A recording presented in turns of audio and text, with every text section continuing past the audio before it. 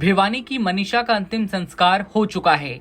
बहन को जब 13 साल के छोटे भाई ने मुखाग्नि दी तो हर किसी का दिल फट पड़ा। पिता संजय फूट फूट कर रोए। उनकी तबीयत बिगड़ी, उन्हें अस्पताल ले जाना पड़ा। बार बार पोस्टमार्टम और शव के पुराने होने की वजह से हालात बिगड़ने के चलते किसी को कफन हटाकर अंतिम दर्शन तक नहीं कराए गए। मनीषा को अंतिम विदाई देने के लिए पूरा गांव उमड़ पड़ा था। हरियाणा के भिवानी में 18 साल की टीचर मनीषा की मौत के मामले में कई सारे मोड़ भी सामने आए। 13 बार पोस्टमार्टम हुआ, लेकिन हर बार सवाल उठते रहे। मनीषा को हालांकि मुखाग्नि दे दी गई है, लेकिन परिजनों के दिल में अब भी वही सवाल है, क्या उनकी बेटी मनीषा आत्महत्या कर सकती है? ऐसे ही 18 सवालों के जवाब दिए हैं हरियाणा के डीजीपी शत्रुजीत कपूर ने। और पोस्टमार्टम की दोनों रिपोर्ट्स के आधार पर उन्होंने अपनी ओपिनियन दी। और जैसा मैंने बताया कि हमारे, और हम सब जानते हैं कि ये रोहतक में हमारा सबसे पुराना, सबसे रेप्यूटेड हॉस्पिटल है। बहुत काबिल डॉक्टर हैं और हमारी जो फॉरेंसिक साइंस लैब्स हैं वो भी राष्ट्रीय स्तर की हैं और अंतर्राष्ट्रीय मानकों के मुताबिक वो अपने सभी टेस्ट करते हैं।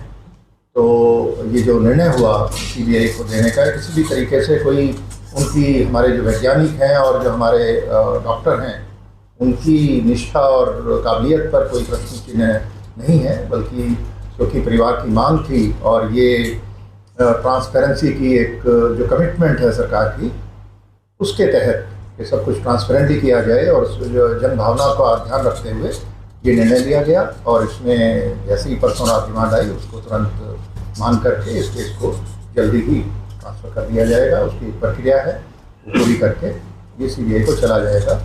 और जिन परिस्थितियों में भी ये एक प्रकरण हुआ, ये सारा घटनाक्रम, वो सारी परिस्थितियां भी इसमें निकल करके और सीबीआई की जांच में सामने आ जाएंगी। तो इस सारे प्रकरण में बहुत सारे लोग, सामाजिक लोग और दूसरे लोगों ने बड़ा अच्छा इसमें एक रोल अदा किया। उन्होंने समझदारी से काम लेते हुए, जब एक स्टेज आई जब वो मॉब था जो लीडरलेस हो गया, कोई नेता नहीं था, तो उस वक्त काफ़ी लोगों ने अच्छा एक रोल प्ले किया, उन सबका धन्यवाद। लेकिन कुछ ऐसे लोग भी थे जिन्होंने, आपने देखा कि भ्रामक और एक तथ्यात्मक रूप से गलत प्रचार भी करके गैर जिम्मेदाराना एक माहौल बनाने का प्रयास किया, अराजकता का एक माहौल बनाने का प्रयास किया। कुछ सुर्खियाँ बटोरने के लिए कुछ शरारती तत्व, वो भी ऐसे लोग बीच में, ऐसे जब आंदोलन होते हैं आप जानते हैं कि वो आ जाते हैं, तो ऐसे लोगों के खिलाफ भी कुछ कार्रवाई की गई है। और मैंने कहा है अपने अधिकारियों को कि और ऐसे लोग जो भी हैं उनको चिन्हित करें और ये इस तरीके के लोग पूरी व्यवस्था पर एक प्रश्न चिन्ह लगाने का प्रयास करते हैं सूचना बटोरने के लिए और एक अपने पॉपुलिज्म के की वजह से, तो इनको चिन्हित करना ज़रूरी है और जो भी कानून के मुताबिक एक्शन ज़रूरी है इनके विरुद्ध लिया जाएगा।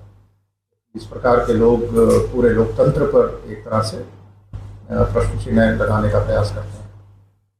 तो ये कुछ चीज़ें थी और हम जो, जैसा आपको पता है कि कुछ पुलिसकर्मियों पर भी एक्शन हुआ, वो किसी इन्वेस्टिगेशन की किसी कमी की वजह से नहीं हुआ। वो एक परिवार की, शुरू में ये बातें आई कि उनके साथ व्यवहार कुछ ठीक नहीं किया गया, तो उसके चलते विभागीय कार्रवाई जो हुई उसमें जो भी आगे उनको प्रिंसिपल्स ऑफ नेचुरल जस्टिस के हिसाब से, जो हमारी प्रक्रिया है उसके हिसाब से मौका दिया जाएगा अपनी बात रखने का और जांच आगे बढ़ेगी और जो जांच में दोषी पाया जाएगा उसके विरुद्ध कार्रवाई की जाएगी। देखिए साहब, जब ये सारा का सारा आपने देखा होगा कि जो इन्वेस्टिगेशन है पूरी की पूरी साइंटिफिक हुई है अभी तक। ये सारी जो इन्वेस्टिगेशन की जो फाइंडिंग्स हैं वो दो चीज़ों पर आधारित हैं, पोस्टमार्टम की रिपोर्ट और फॉरेंसिक साइंस में जो टेस्ट हुए लैब्स में उनकी रिपोर्ट्स। तो जो टेस्ट होते हैं उनका एक प्रोटोकॉल है, उस प्रोटोकॉल में हम कंप्रोमाइज़ नहीं करते। जो हमारे वैज्ञानिक हैं इन लैब्स के अंदर, वो इंटरनेशनल स्टैंडर्ड्स जो मानक हैं उनके मुताबिक अपने टेस्ट करते हैं, उनमें समय लगता है। और एक रिपोर्ट ऐसी है, आप देखिए, वो अभी तक उसकी वो आ जाएगी एक रिपोर्ट, उसकी बहुत रेलिवेंस नहीं थी, पेरिफेरल थी, लेकिन उसका एक प्रोटोकॉल है। उन्होंने कहा जी 3 दिन लगेंगे। तो जैसा हम बीमार हो जाते हैं, हम लैब में टेस्ट कराते हैं, तो कई बार ब्लड कल्चर और दूसरे टेस्ट होते हैं, आपको पता है, उनमें 36 घंटे 48 घंटे का समय वो बताते हैं आपको, इतना समय लगता है।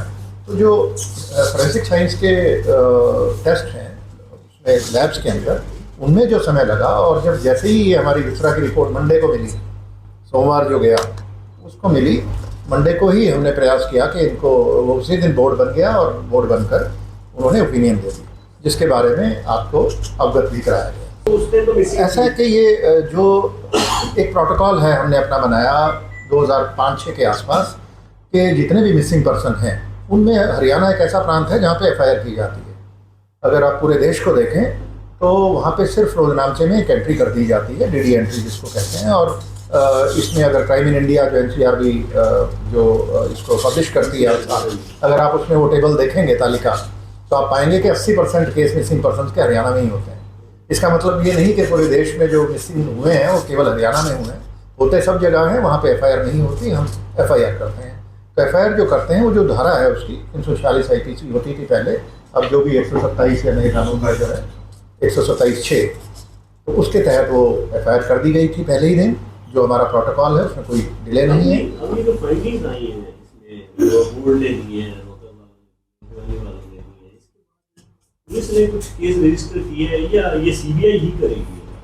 नहीं, केस तो हमारा पहले, देखिए एफआईआर एक ही रजिस्टर होती है एक प्रकरण में, आप जानते हैं, और उसी में अगर कोई धारा बनती है, अगर ये आता कि ये हत्या का केस है तो उसमें हत्या की धारा जुड़ जाती है।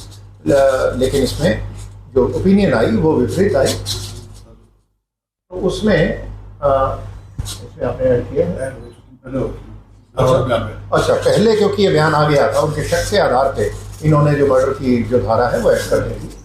तो उसमें अब क्योंकि निर्णय हो गया कि ये सीबीआई को केस जाएगा, तो इसके बाद अब हम कुछ नहीं करेंगे। और जो एम्स में पोस्टमार्टम कल हुआ है उसकी रिपोर्ट भी मिल जाएगी, और वो भी सैंपल वो उन्होंने लिए हैं, उन सैंपल्स को भी हम सेंट्रल फोरेंसिक साइंस लैब है, हम प्रयास करेंगे कि सीएफएसएल में भेजें। तो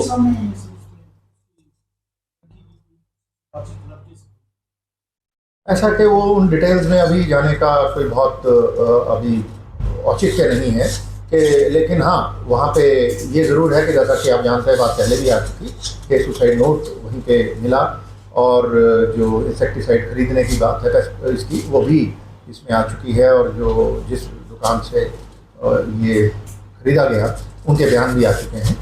तो ये सारी चीज़ें हैं, पर अब ये सारी चीज़ें अब फाइल पर आ चुकी हैं, इनको एज सच हम पुलिस फाइल को ट्रांसफ़र करेंगे सीबीआई को, और इसके आगे की जो इन्वेस्टिगेशन है वो सीबीआई करेगी। बार बार एक ही सवाल उठाया गया सर कि जो वहाँ पर स्कूल था, जिस कॉलेज में जाने की बात कही गई थी, उस कॉलेज के बारे में कोई डिटेल्स या किसी तरह की कोई बात नहीं आई कि वहाँ पर कोई सीसीटीवी फुटेज मिली हो या इस तरह की कोई बात आई हो? क्या वास्तव में लड़की कॉलेज में गई थी? कोई इस तरह की पूछताछ में कोई बात सामने सारा इंसिडेंट सर कैसे वक्त की फाइंडिंग में क्या है, तो थोड़ा भ्रम दूर हो जाएगा। बता देंगे ऐसे गई थी, ये हुआ, तो थोड़ा सा भ्रम दूर हो जाएगा। वो डिटेल्स फिर जो इन्वेस्टिगेटिंग टीम है वो बेहतर बता पाएगी। लेकिन हाँ, इसमें जो ये बात आई थी कि जो पहले दिन जब वो 11 तारीख का इंसिडेंट है, और 11 तारीख को करीब 1:30 बजे के करीब जिस बस में बिटिया ये आती थी घर से रोज़, तो वो ड्राइवर को फ़ोन करके उसने बताया कि आज मैं इस बस में नहीं जाऊंगी।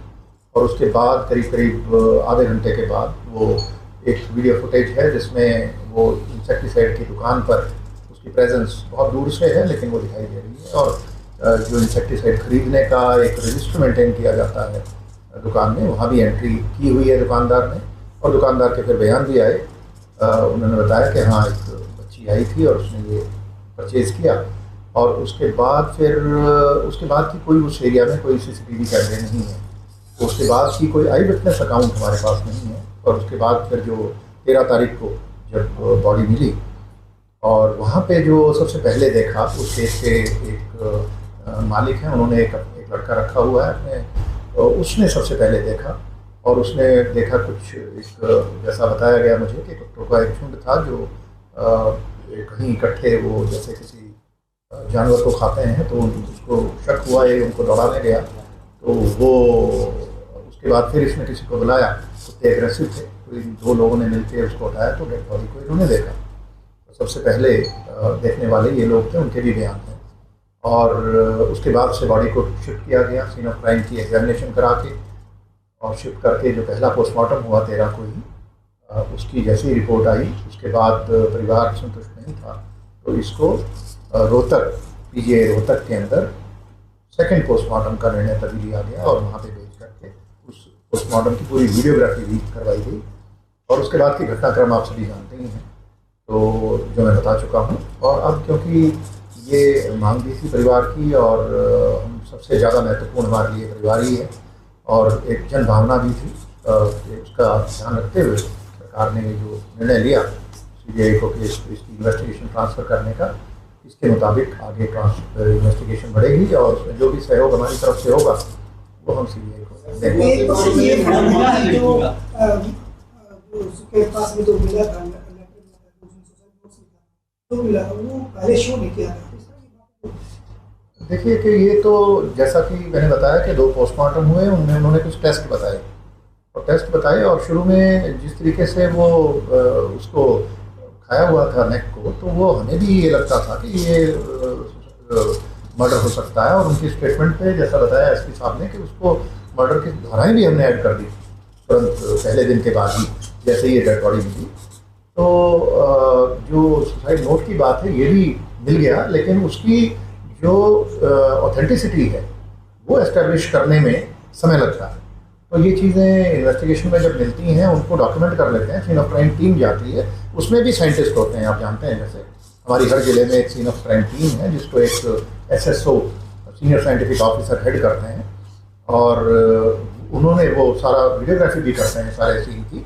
तो केवल एक नोट नहीं था, एक पॉलीथीन में उसमें कई और पर्सनल चीज़ें, बैग वगैरह भी था, तो वो सारी चीज़ें मिली थी डे 1 पे उनको।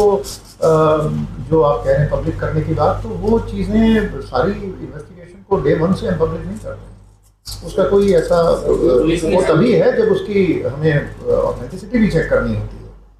तो पब्लिश नहीं किया सर, वो मीडिया के थ्रू पब्लिक व्यक्तिगत चिट्ठियाँ बच्चों की हम पब्लिश करें वो ठीक नहीं होता।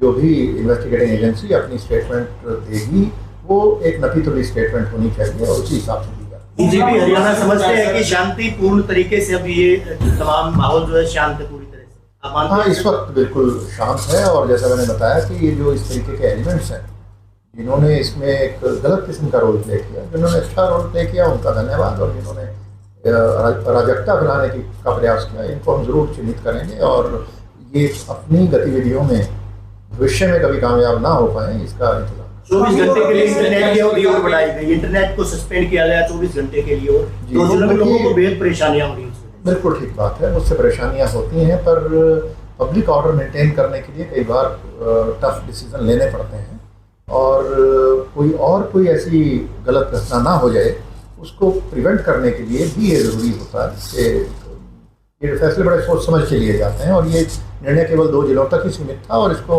शायद कल आज शाम तक ये फिर से रिस्टोर हो जाएंगे।